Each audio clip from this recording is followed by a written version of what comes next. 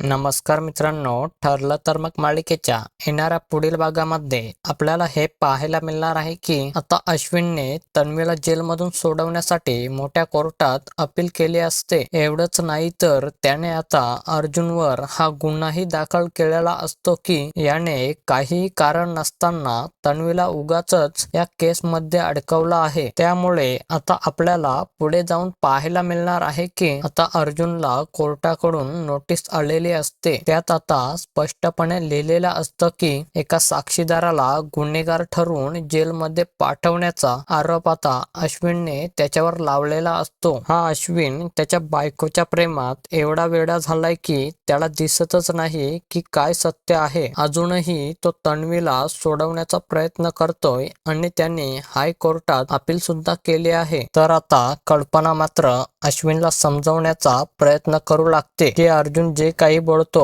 ते सगळं खरं आहे. आता तरी तुझ्या डोळ्यावरची पट्टी उघड. ती तन्वी तुला खोट्या प्रेमाच्या जाळ्यात अडकवत आहे. तुला माहित नाहीये तन्वीने खून करण्यात साथ दिली आहे.